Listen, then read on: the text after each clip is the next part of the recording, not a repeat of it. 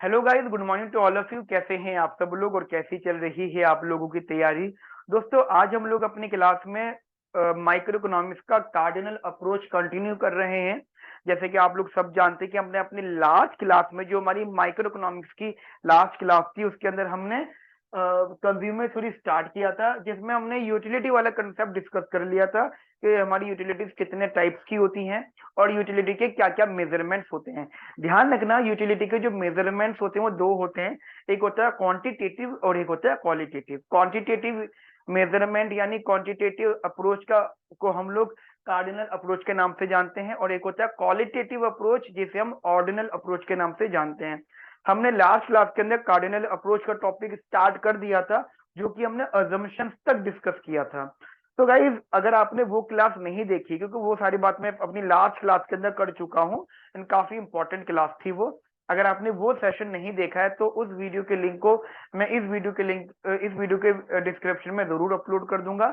Please वो video को आप पहले देखिएगा, जरूर देखिएगा, क्योंकि अगर आप वो पहले देख लोगे तो शायद ये आपको बहुत अच्छे से समझ में आ जाएगी।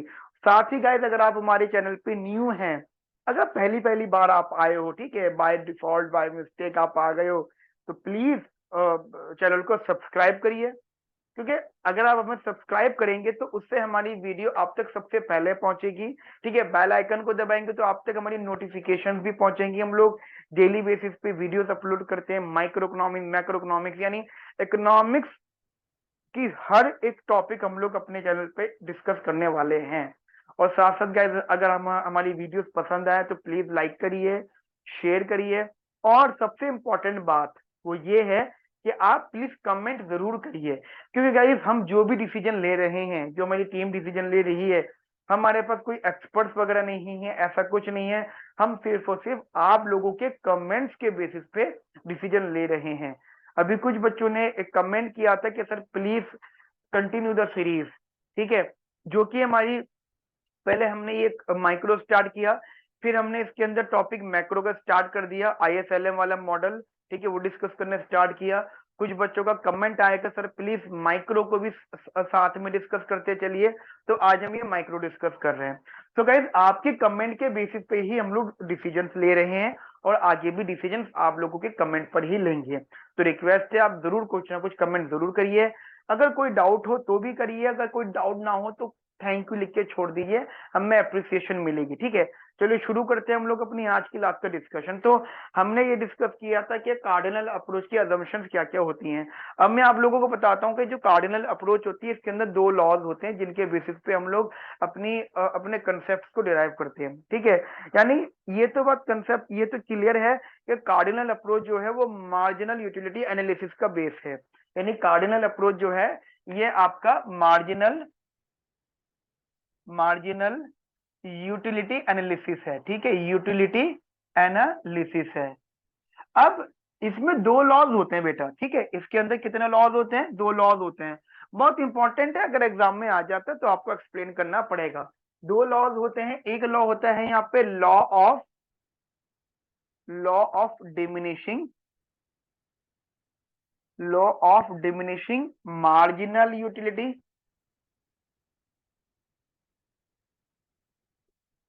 और एक होता है लॉ ऑफ इक्वी मार्जिनल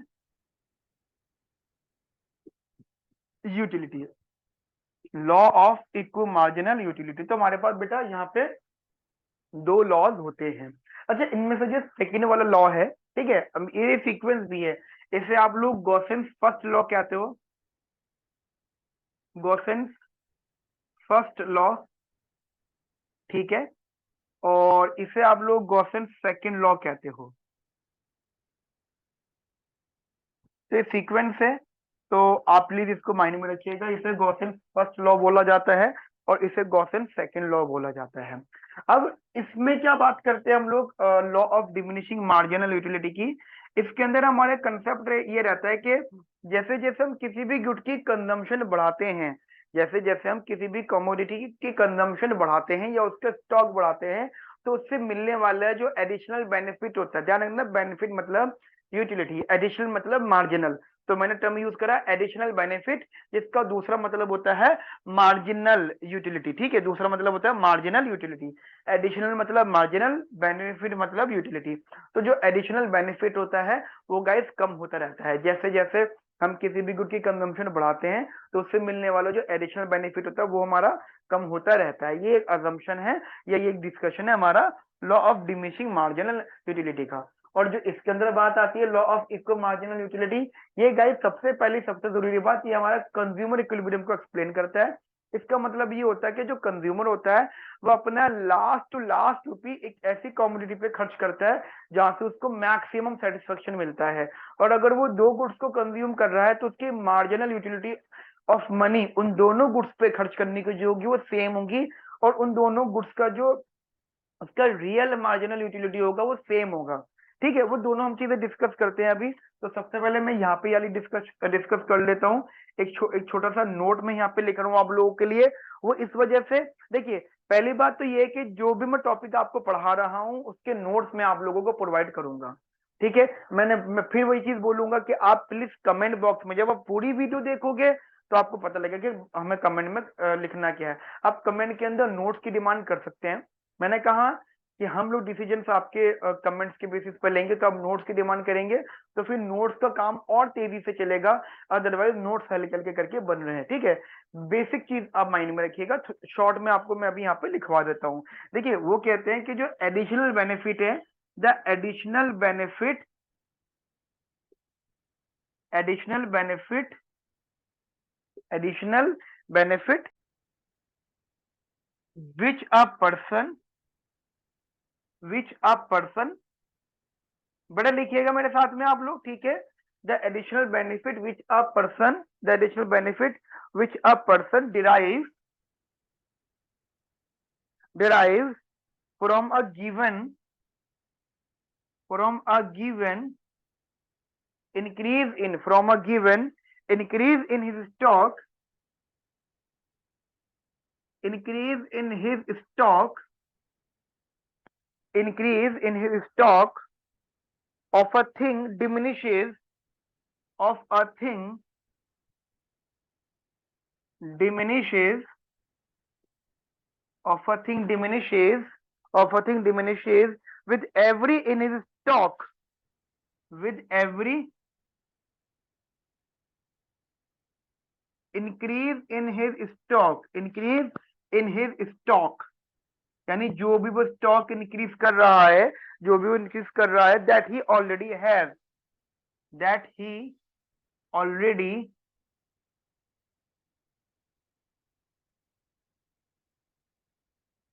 है। ध्यान रखना जो मैंने स्टेटमेंट लिखी है ये एग्जैक्ट स्टेटमेंट अल्फ्रेड मार्शल की स्टेटमेंट है। ठीक है, ये दिख नहीं रहा होगा, ये जो स्टेटमेंट है एग्जैक्ट स्टेटमेंट अल्फ्रेड मार्शल की स्टेटमेंट है उनकी बुक में। उन्होंने बुक लिखी थी 1890 में, जिस बुक का नाम था द प्रिंसिपल ऑफ इकोनॉमिक्स।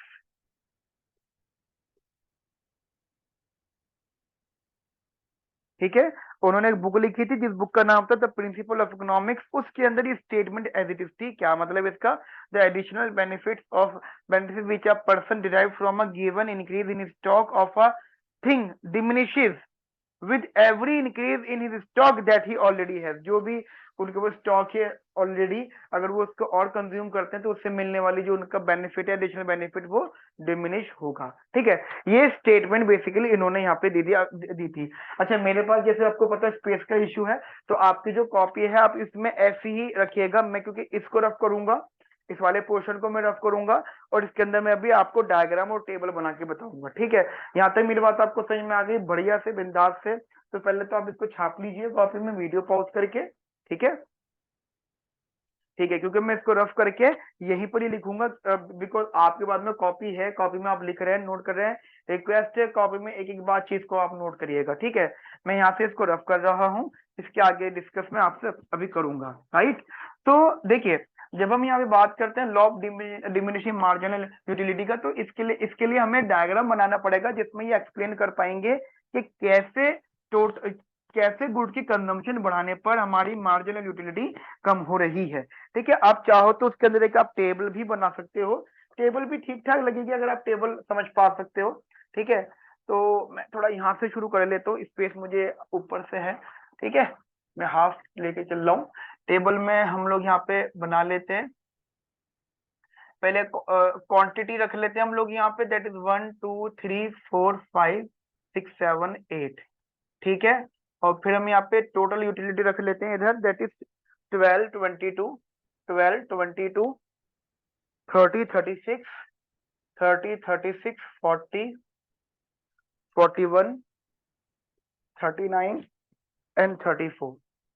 वहीं अगर आप इसका मार्जिनल यूटिलिटी निकालने की कोशिश करेंगे, 12 10 8 6 4 1 माइनस का 2 और माइनस का 5।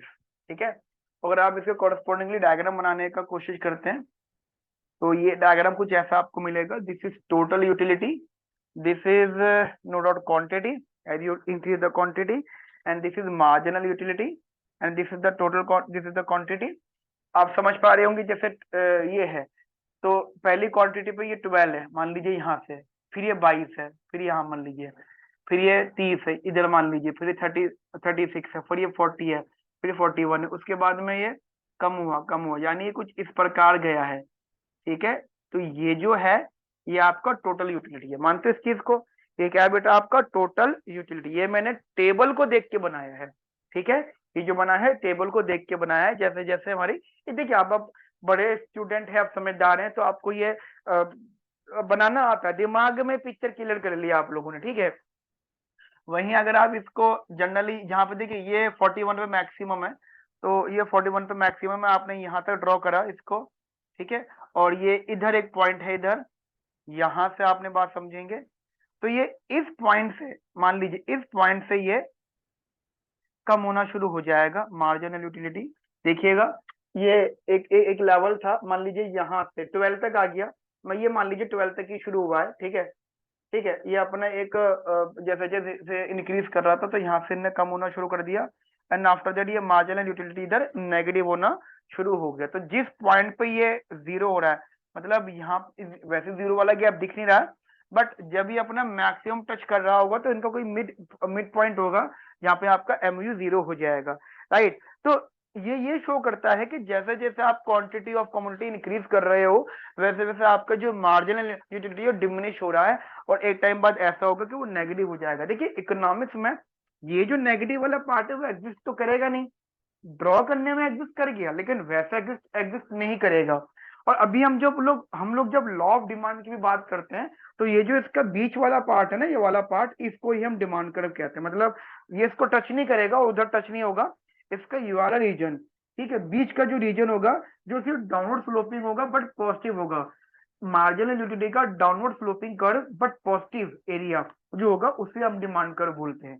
ठीक है, तो जो डिमांड का डिराइव होता है वो law of diminishing marginal utility के बेसिस पे डिराइव होता है, जिसमें एक डिफाइन हो जाता है कि कोई भी कंज्यूमर, कोई भी एजेंट किसी भी गुड की कंजम्पशन अगर बढ़ाता है, तो ये डेफिनेट सी बात है कि उससे मिलने वाली जो उसकी एडिशनल बेनिफिट्स होंगे वो कम ही होते रहेंगे, वो डिमिनिश ही होंगे। ये कार्डिनल अप्रोच का बहुत बड़ा लॉ था, बहुत बड़ा लॉ था। लेकिन ये प्रॉब्लम भी आप लोग माइंड में रखिएगा, ये प्रॉब्लम भी थी कि कार्डिनल ने बहुत अच्छा एक्सप्लेन कराया वाला कि as you increase the demand for the community, जब आप उसकी कम्युनिटी की डिमांड बढ़ाते जाओगे तो उससे मिलने वाली यूटिलिटी आपकी कम होती रहेगी, यानी law of demand downward sloping है। लेकिन जब बात आई डायमंड की, जब बात आई प्रीशियस कमोडिटीज की, जब बात आई गोल्ड की, जब बात आई आर्टिकल ऑफ डिस्टिंक्शन की, तो वहां पे law of diminishing marginal utility कम होता गया, मतलब सॉरी, वहां पे वायलेट होता गया। देखिए किसी के पास में आर्टिकल ऑफ डिस्टिंक्शन है, तो जितना वो उसको इस्तेमाल करेगा उससे यूटिलिटी उसकी बढ़ेगी उल्टा। ठीक है, तो एक ऐसी जगह भी आई है जहां पे ये लॉस फेल हुए हैं, law of diminishing marginal utility fail हुआ है, और वो जो जगह है फेल होने वाली, उसे हम लोग क्या बोलते हैं, उसे हम बोलते हैं गिफिन पैराडॉक्स। क्या बोलते हैं उसे हम लोग? Giffen paradox. ध्यान रखना, ये बहुत इंपॉर्टेंट बात है कि कार्डिनल अप्रोच यानी अल्फ्रेड मार्शल अपने लॉज में गिफिन पैराडॉक्स नहीं सॉल्व कर पाए हैं। गिफिन पैराडॉक्स एक कंसेप्ट है, जहां पे law of diminishing marginal utility वाला कंसेप्ट वायलेट होता है। ये बात मेरी समझ में आती है आप लोगों को अच्छे से। तो ये जो पार्ट है ये law of diminishing marginal utility है। अब हम बात करते हैं यहाँ पे सेकेंड पार्ट की। ठीक है, हमारे जो यहाँ पे सेकंड पार्ट है that is law of equal marginal utility. देखिए law of equal marginal utility का मतलब हो जाता है कि जो कंज्यूमर होता है वो अपना आखिरी से आखिरी रुपया उधर खर्च करता है जहां से उसको मैक्सिमम यूटिलिटी मिलती है। अब इसको लिखने का तरीका क्या हो सकता है, अगर मान लीजिए एग्जाम में आ जाता है तो आप इसको लिखोगे कैसे। ठीक है, तो एक स्टेटमेंट है, वैसे तो आपको नोट्स में प्रोवाइड करूंगा ही, ठीक है, लेकिन शॉर्ट में आप मेरे साथ में भी लिखते हुए चलिए। तो लिखिएगा the law of equal marginal, the law of equal marginal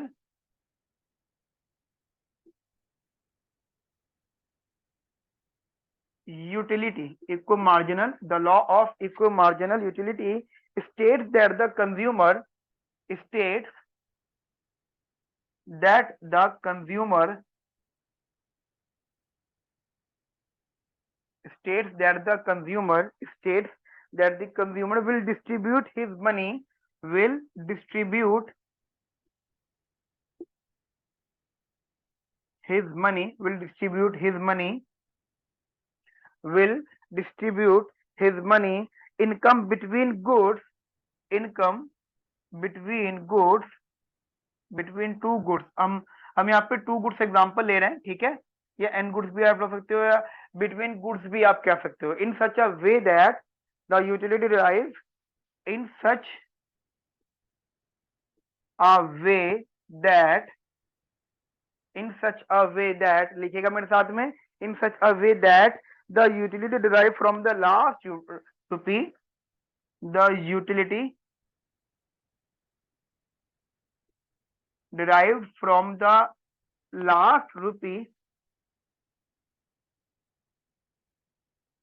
from the last rupee, from the last rupee spent on each good, spent on each good is equal, each good is equal। मतलब ये जो statement है ना, ये बड़ी important statement है। क्या कि जो आप आखिरी रुपया भी खर्च कर रहे हो गुड्स पर, कितने भी हो, वो एक हो सकते हैं, वो दो हो सकते हैं, वो एन हो सकते हैं, तो उसका जो लास्ट रुपी स्पेंट है गुड्स पर वो इक्वल होगा। इसका मतलब जो मार्जिनल यूटिलिटी ऑफ मनी होगा वो सेम होगा फॉर ऑल गुड्स कंजम्पशन। ठीक है, और मजे की बात, law of equal marginal utility आपको कंज्यूमर इक्विलिब्रियम की कंडीशन प्रोवाइड कराता है। मतलब ये जो होता है आपको कंज्यूमर इक्विलिब्रियम डिराइव करवाता है कि कैसे आप लोग यहाँ पे अपना कंज्यूमर थ्योरी को डिराइव कर सकते हो बाय यूजिंग यूटिलिटी फंक्शन। देखिए अभी हम लोग इसको कॉन्सेप्चुअली समझ रहे हैं, आगे चल के इसके न्यूमेरिकल्स भी आएंगे तो वहां पे पूरा का पूरा एक पिक्चर होगी, पूरा पूरा एक क्या सकते हो एक कहानी होगी जहाँ पे हमें डिस्कस करना होगा, एक पूरा पूरा एक एरिया मिलेगा यहाँ पे हमें डिटेल में एक्सप्लेन करना पड़ेगा कि यूटिलिटी कैसे डिराइव हो रही है। ठीक है, तो ये एक पॉइंट है, एक स्टेटमेंट है, आप प्लीज इसको एक बार नोट कर लीजिएगा। इन साथ साथ मैं यहाँ पे इसकी एक कंडीशन लिखना चाहूंगा, एक इक्वेशन लिखना चाहूंगा। ठीक है, आप वीडियो को पॉज करके इसको लिख लीजिएगा। चलिए मैं आगे बात करता हूं, इधर बेटा ध्यान से समझिएगा। तो जब हम लोग बात करते हैं कंज्यूमर इक्विलिब्रियम का, ध्यान रखना ये जो कार्डिनल अप्रोच है थोड़ी सी है। ठीक है, दो अप्रोचेस होती है, कार्डिनल और एक ऑर्डिनल।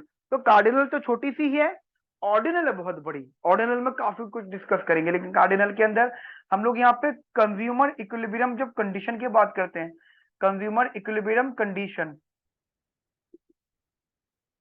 तो वो कैसी होती है यहाँ पे, that is marginal utility of good x upon price of good x is equals to marginal utility of good y upon p y is equals to marginal utility of money.